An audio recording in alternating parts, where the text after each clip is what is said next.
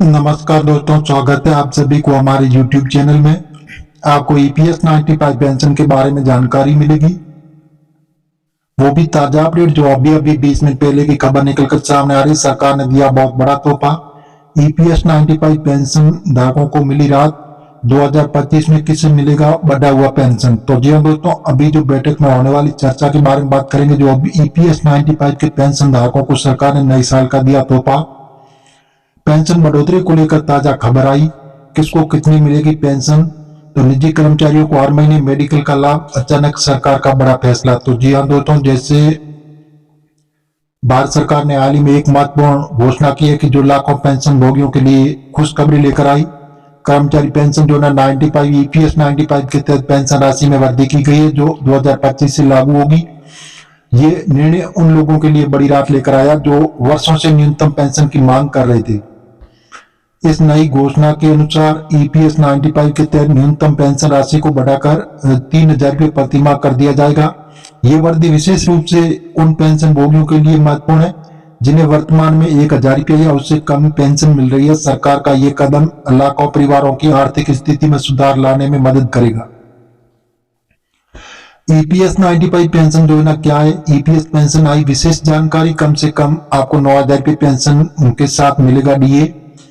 बड़ी अर्जेंट खबर आ रही है कि कर्मचारी पेंशन योजना 95 EPS 95 भारत सरकार द्वारा शुरू की गई एक सामाजिक सुरक्षा योजना। जो ये योजना कर्मचारी भविष्य निधि संगठन EPF द्वारा प्रबंधित की जाती है और इसका उद्देश्य निजी क्षेत्र के कर्मचारियों को सेवानिवृत्ति के बाद आर्थिक सुरक्षा प्रदान करना।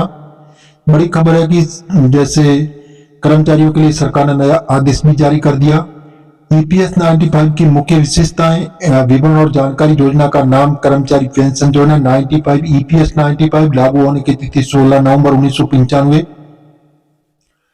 प्रबंधन कर्मचारी भविष्य निधि संगठन EPF और लाभार्थी निजी क्षेत्र के कर्मचारी। न्यूनतम सेवा अवधि 10 वर्ष। पेंशन की गणना अंतिम 60 महीनों की औसत मासिक वेतन के आधार पर और वर्तमान न्यूनतम पेंशन जैसे 1,000 रुपये प्रति माह। नई न्यूनतम पेंशन 2025 से अब 3,000 रुपये प्रति माह। जैसे 2025 में किसे मिलेगा बढ़ा हुआ पेंशन। नई घोषणा के अनुसार 2025 से EPS 95 के बढ़ी हुई पेंशन का लाभ निम्नलिखित श्रेणियों के पेंशन भोगियों को मिलेगा। वर्तमान पेंशन भोगियों के जो लोग पहले से ही 95 के तहत पेंशन प्राप्त कर रहे हैं, उन्हें स्वचालित रूप से बढ़ी हुई पेंशन मिलेगी। नए पेंशन भोगी जो कर्मचारी 2025 के बाद सेवानिवृत्त होंगे, उन्हें भी न्यूनतम पेंशन राशि का लाभ मिलेगा। कम पेंशन वाले लाभार्थी, विशेष रूप से वे पेंशन भोगी जिन्हें वर्तमान में 1,000 रुपये से कम पेंशन मिल रही है, सबसे अधिक लाभ होगा उनको। और विधवा, विधुर पेंशन भोगी, मृतक कर्मचारी, जीवन साथी को मिलने वाली पेंशन में भी वृद्धि होगी। दिव्यांग पेंशन होगी। विकलांगता और प्राप्त करने वाले लाभार्थियों को भी बढ़ी हुई राशि मिलेगी और पेंशन में वृद्धि का प्रभाव आर्थिक सुरक्षा में सुधार होगा और वृद्धि में लाखों परिवारों को आर्थिक स्थिति में महत्वपूर्ण सुधार लाएगी। और EPS 95 के जो पेंशन धारक है, बहुत लंबे वक्त से जो मांग कर रहे EPS 95 पेंशन धारकों को बहुत ही अच्छा फायदा मिलेगा।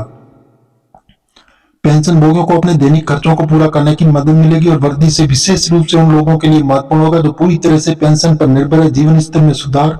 बढ़ी हुई पेंशन राशि से पेंशन भोगियों के जीवन स्तर में सुधार आएगा। वे अपने स्वास्थ्य, देखभाल, भोजन एवं अन्य आवश्यक खर्चों को बेहतर तरीके से पूरा कर पाएंगे। ये उनके समग्र जीवन की गुणवत्ता में सुधार लाएगा। सामाजिक सुरक्षा को मजबूती। EPS 95 में संशोधन भारतीय सामाजिक सुरक्षा प्रणाली और मजबूत करेगा। यह देश के वरिष्ठ नागरिकों प्रति सरकार की प्रतिबद्धता को दर्शाता है और उनके कल्याण को सुनिश्चित करने की दिशा में एक महत्वपूर्ण कदम। पेंशन वृद्धि के लिए पात्रता। EPS 95 2025 में अभी लागू होने वाली बढ़ी हुई पेंशन के लिए पात्रता मानदंड निम्नलिखित है। जो निम्नलिखित इस प्रकार है जो आपको बता रहे हैं। न्यूनतम सेवा अवधि। लाभार्थी को कम से कम 10 वर्ष तक EPS 95 में योगदान दिया होना चाहिए। उम्र सीमा। पेंशन प्राप्त करने के लिए न्यूनतम उम्र 58 वर्ष की होनी चाहिए। योगदान नियोक्ता द्वारा नियुक्त रूप से EPS खाते में योगदान किया गया हो। फॉर्म सबमिशन से जैसे सबमिशन पेंशन के लिए आवेदन करते समय सभी आवश्यक दस्तावेज और फॉर्म जमा किया गया हो। जैसे KYC अपडेट्स। लाभार्थी की KYC विवरण जो जैसे EPF के रिकॉर्ड में अपडेट होना चाहिए।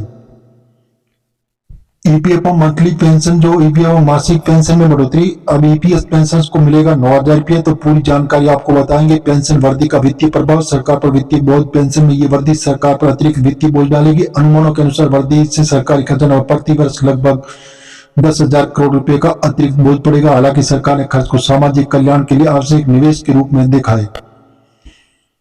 तो जी हाँ दोस्तों, ईपीएफओ का वित्तीय स्थिति, इस वृद्धि के कारण ईपीएफओ को अपने फंड प्रबंधन में कुछ बदलाव करने पड़ सकते हैं। संगठन ने अपने निवेश से पोर्टफोलियो को पुनर्संतुलित करना पड़ सकता है ताकि बढ़े हुए खर्चों को पूरा किया जा सके। अर्थव्यवस्था पर प्रभाव, बढ़ी हुई पेंशन राशि से पेंशन भोगियों की क्रय शक्ति में वृद्धि होगी, तो अर्थव्यवस्था को गति प्रदान कर सकती है। इससे खपत में वृद्धि हो सकती है, जो विभिन्न क्षेत्रों का लाभ पहुंचा सकती है।